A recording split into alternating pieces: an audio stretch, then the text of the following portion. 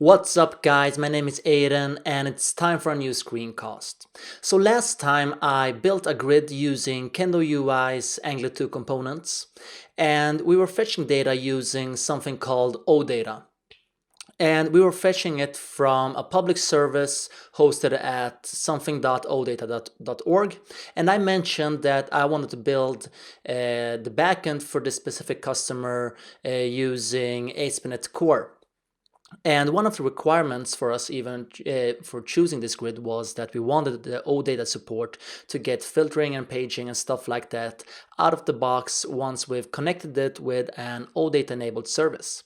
So my usual way of working before hacking along on the final product is to get a little proof of concept together with all the bits and pieces to make sure they all fit together nicely. So I had in mind to build this using AspNet Core, and now I'm not that sure, and I'm going to show you guys why. So just to remind ourselves, we built this simple grid that is fetching data from a public service. We can fetch the data using Postman as well. And we can see that we're getting this JSON data here. And now I wanted to implement my own backend because we're obviously not going to go against this service. And once I started Googling, or before we actually go into that, let's take a look at what I'm used to building when I used AspNet Web API, for instance. So basically, I found this tutorial here that we could create a new AspNet web application, right? We could start off from empty, and then we install the package called Microsoft AspNet OData. So once I got started with AspNet Core, I immediately noticed that there is no AspNet Core OData, or there is, but it's not an official package supported by Microsoft yet. And we're gonna take a look at that in a little bit. But basically, you create your model, and you can. And in this particular case, we're using Entity Framework to expose metadata from our models. So we don't need to get into specifics here, but basically our controllers inherited OData controller instead of the controller base class or the API controller. And we could just enable queries by tagging our controller with this attribute, and we were able to use OData params to fetch data from our controller. So I figured there should be something similar for AspNet Core, but there wasn't. So checking out the OData team's blog, we can see they really don't work a lot with this. I'm guessing this team is fairly small because we can see that they posted here in March 2015. They have early investigations into supporting OData libraries in AspNet 5. So that's today's AspNet Core. And then they just blogged about a bunch of other stuff, and recently more about something called Restier. And if you check out Restier, that's a different kind of monster. So this isn't something that I wanted to implement. So I'm guessing that this stuff is good, but I basically just wanted to expose a controller endpoint and then be able to plug it in using OData.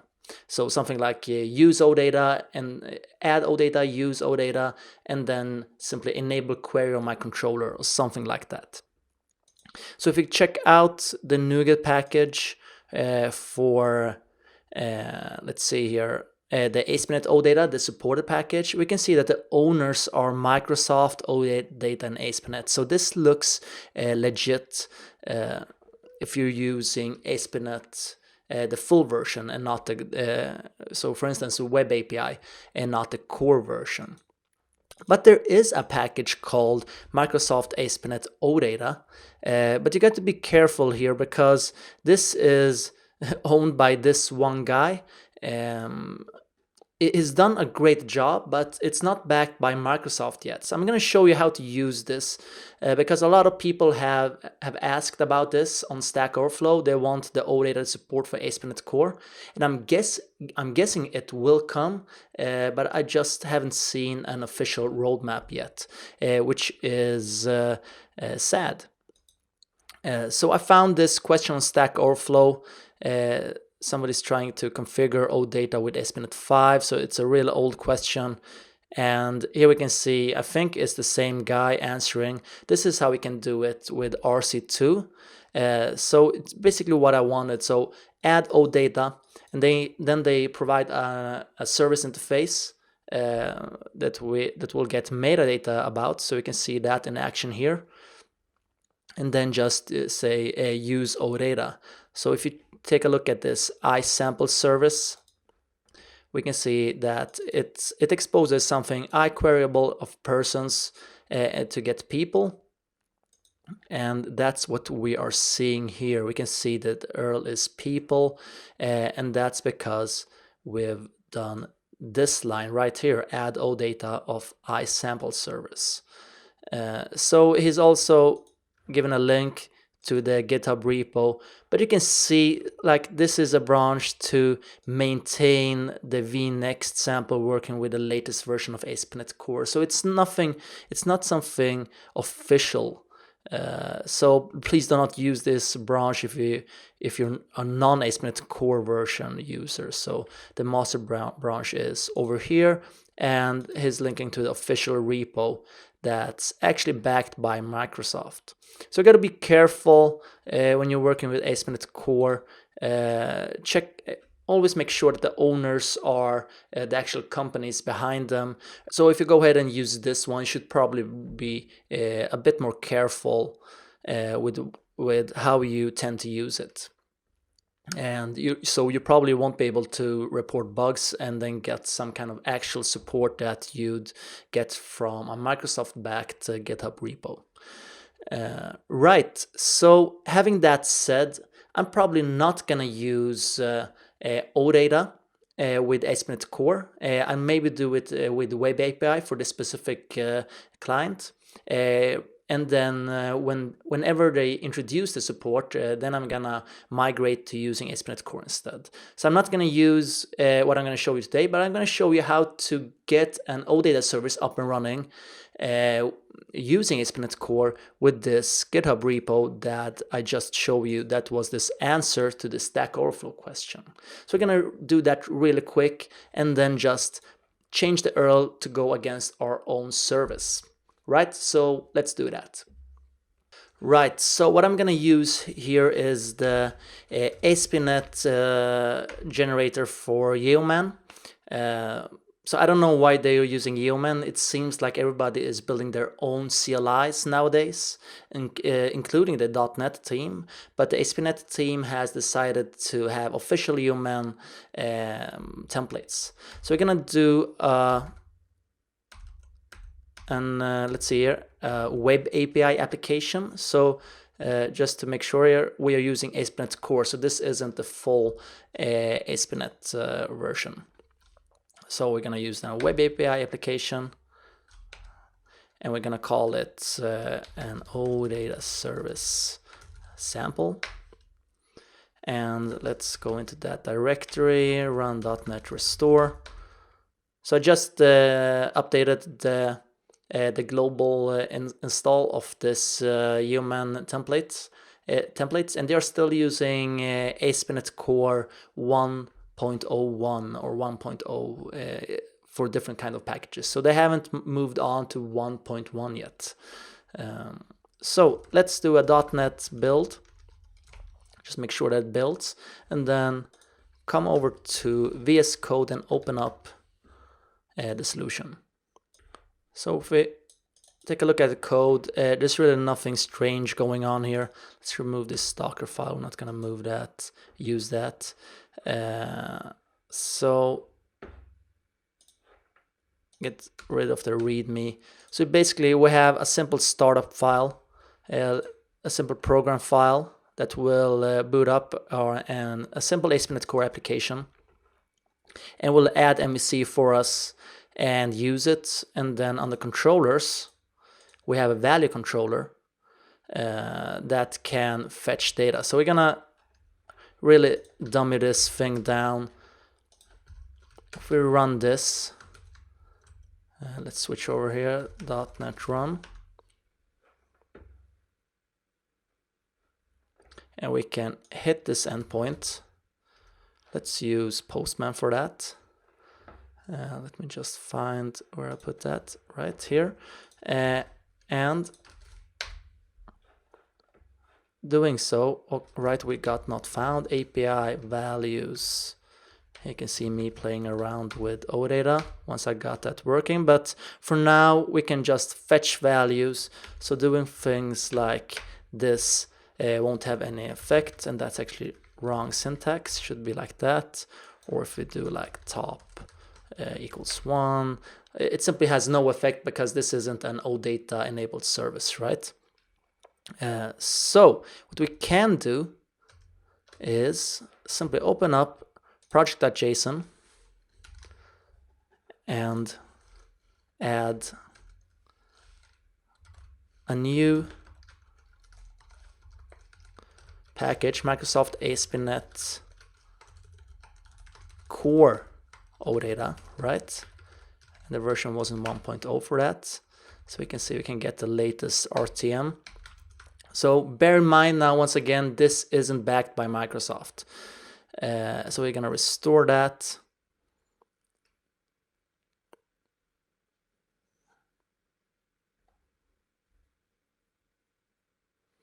And let's get rid of this. And in our values controller, so let's take a step back here and just take a look at Stack Overflow at what we need to do. So basically, we need to add OData and then some kind of service. So let's do that. Let's do this part and open up startup. And now we should be able to add OData, but we don't have an iSample service. So we're using OData extensions, but let's create our own service here. Let's call it public interface I category service, right? And this will expose an I enumerable of, let's create a new class, public class of category. So just bear with me now. And it had an ID. Whoops. Category ID. Let's just check Postman here. With a category ID, a category name, and then a description. So let's just get those three properties.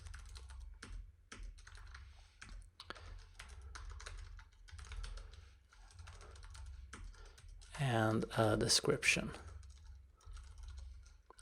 Right. So our service will return an I enumerable of category, which will be categories.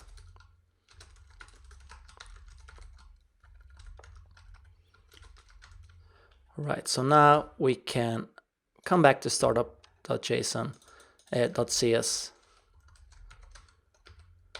Whoops, not what I wanted to add. Controller, or it was really right.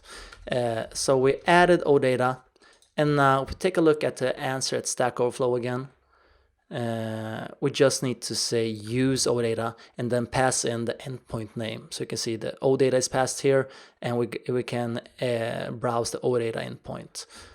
So let's come back here. Let's call this, yeah, we can call it OData. Let's call it API like we have right now. Right, so if we come back here and run, before we run, we'll rebuild. And now if we browse, let's see here, if we browse API, wait, we got a metadata about our OData enabled service. but we still haven't implemented everything. So if we would go ahead and try to visit categories, we can see we got an internal server error, and if we check our console, we can see what just happened. So it had no action match template, no action that matched the template categories and categories controller. So to begin with, our controller isn't named categories controller.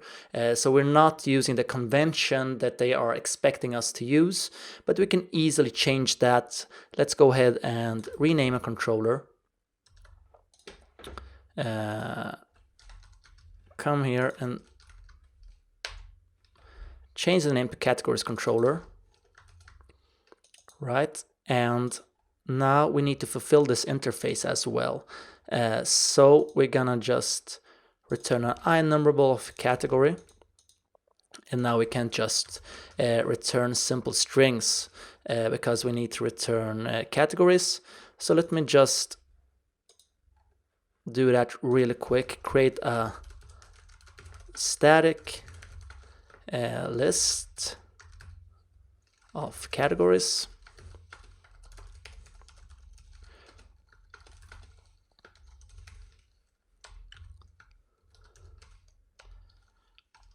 Right, so just bear with me now. So this will be a new category. Let's just copy paste some values from so 1, and then will be beverages. So category ID 1, category name beverages, category description, or it was named description, should be this guy right here. Right, so we've got that part down. So it looks like this won't compile. Let me just see what's going on with that. Category should have this, right? Let's just hope that this is VS Code messing with me. Beverages, condiments, and confections. Right. Let's change that as well. Why not?